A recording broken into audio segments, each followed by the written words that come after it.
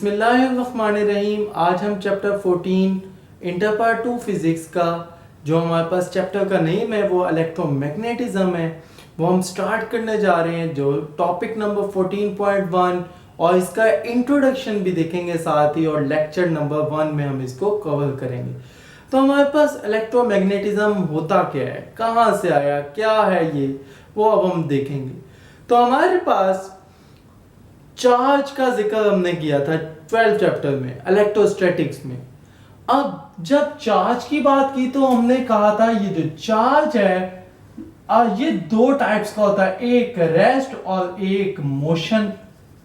तो हमारे पास जो रेस्ट पे होता है उसको हमने इलेक्ट्रोस्टैटिक में डील किया, लेकिन जब चार्ज मोशन में आया तो हमने करंट एंड इलेक्ट्रिसिटी में उसको कवर किया, करंट एंड इलेक्ट्रिसिटी में उसको कवर किया।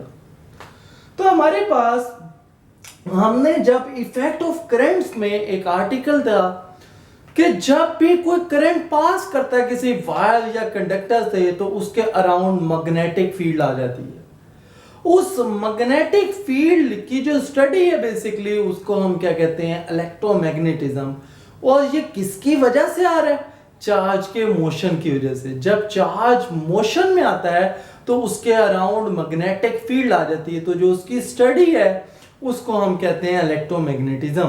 तो हमारे पास इसकी डेफिनेशन देखें, the branch of physics will deal with the study of magnetic field due to the motion of charges. तो उसके जो इफेक्ट्स होंगे वो अब हम इसमें आर्टिकल में देखेंगे, और उसके बाद फिर हमारे पास इस चैप्टर में थ्रू आउट हम इसके पॉइंट्स डिस्कस करते चले जाएंगे और इसकी एप्लीकेशंस डिस्कस करेंगे। तो हमारे पास जो फर्स्ट टॉपिक है वो कौन सा है? Magnetic field due to the current in a long straight wire. तो हमारे पास इसका एक्सपेरिमेंट करते हैं हम, और एक्सपेरिमेंट से देखते हैं कि इसको हम किस तरह से स्टडी कर सकते हैं, इलेक्ट्रोमैग्नेटिज्म को, और किस तरह से डिटेक्ट किया जाता है। उसने एक कार्डबोर्ड लिया और कार्डबोर्ड में एक लॉन्ग स्ट्रेट वायर उसने इंसर्ट कर दी। ये कॉपर की वायर है, और इस वायर का जो कनेक्शन है बेसिकली वो उसने हमारे पास किसके साथ कर दिया? बैटरी के साथ। अब होगा क्या, ये इसी तरह ही है कि लाइक हमारे पास कोई पेज है, पेज के सेंटर पे हमने कोई होल करके उसके अंदर वायर इंसर्ट कर दी। लाइक यही मार्कर है, तो ये मैं यहाँ पे हैंड में अपना होल करता हूं और मैं इसमें इंसर्ट कर देता हूं।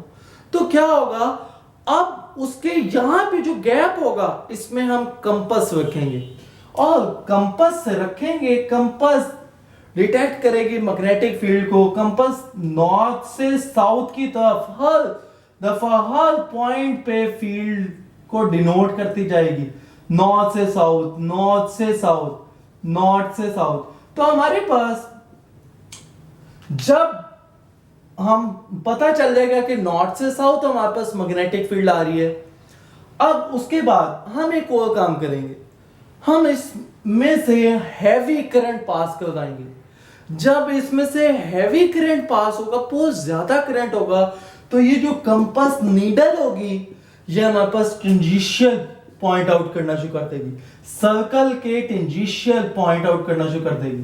तो हमारे पास जब सर्कल के टेंजेंशियल हमारे पास पास करेगी तो ये हमारे पास एक पॉइंट आ जाएगा। उसके बाद फिर हम क्या करते हैं कि हमारे पास ये इस वक्त आया जब करंट की डायरेक्शन अपवर्ड थी, फिर हम क्या करते हैं, करंट की डायरेक्शन डाउनवर्ड करते हैं। जब करंट की डायरेक्शन डाउनवर्ड करेंगे तो हम देखेंगे कि कंपास नीडल अपनी डायरेक्शन रिवर्स कर लेगा, तो हमें यह भी पता चल जाएगा।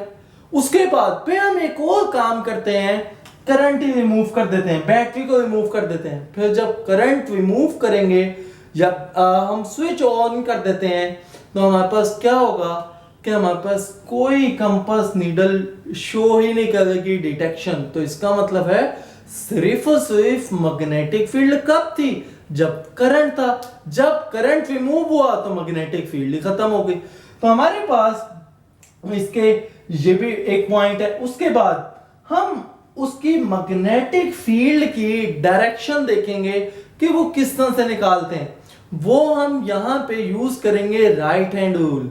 तो अब हम सबसे पहले इसके कंक्लूजन्स देखते चले जाते हैं कि हम कौन कौन से पॉइंट्स डिस्कस कर लिए हुए हैं। तो हमारे पास a magnetic field is set up in a region surrounding current carrying wire. तो हमारे पास जो मैग्नेटिक फील्ड होगी ये हमें पता चल जाएगा। ये हमें कैसे पता चला कि magnetic field around the circular path हमारे पास हुई है या अराउंड द वायर जिसमें से करंट पास हो रहा है उसमें हुई है, वो हमने कंपास से हमें पता चला। उसके बाद lines of force are circular and the direction depend upon the direction of current. Direction of current पे क्यों डिपेंड कर रही है कि अगर हम अपवर्ड रखते हैं तो डायरेक्शन ये आती है, लेकिन अगर डाउनवर्ड करंट आना शुरू हो जाए तो इसकी डायरेक्शन क्या हो जाएगी, रिवर्स हो जाएगी। ये हम राइट हैंड रूल से भी निकालते हैं। उसके बाद the magnetic field last as long as current is passing through the wire. और कब तक करंट होगा, जब तक इस वायर में इसमें मैग्नेटिक फील्ड कब तक होगी, जब तक इस वायर में करंट होगा। उसके बाद direction of lines of forces can be found by right hand rule. ये हम किस तरह से फाइंड करेंगे, राइट हैंड रूल। अब राइट हैंड रूल किस तरह से यूज करेंगे, हमने इस करंट कैरिंग वायर को हमने अपने राइट हैंड से इस तरह से पकड़ना है कि जो इरेक्टेड थंब है will point out the direction of current. तो ये करंट की डायरेक्शन में हम पकड़ लेंगे और अपनी फिंगर्स जहां भी कर्ल हो रही होंगी वो पॉइंट आउट कर रही होगी मैग्नेटिक फील्ड को। तो हमारे पास इस तरह से हम इसकी डायरेक्शन फाइंड करते हैं। तो यही लिखा हुआ है the wire is grabbed in the fist. Fist का मतलब है ये हथेली में। तो हम of the right hand with thumb in the direction of current. Thumb हमने किसकी डायरेक्शन में रखना है, करंट की डायरेक्शन में। द कर्ल्ड फिंगर्स, जो हमारे फिंगर्स कर्ल हो रही हैं, will circle the wire in the direction of magnetic field. ये किसकी डायरेक्शन में होंगे, मैग्नेटिक फील्ड में। लाइक हम अगर ऑपोजिट कर लें, लाइक ये हमारे पास करंट हम इस डायरेक्शन में, हमारे पास डाउनवर्ड है, तो इसको हम करते हैं तो हमारे पास जो डायरेक्शन होगी वो क्या हो जाएगी, रिवर्स हो जाएगी। अगर एक तरफ क्लॉकवाइज थी तो दूसरी तरफ क्या हो जाएगी, क्लॉकवाइज हो जाएगी।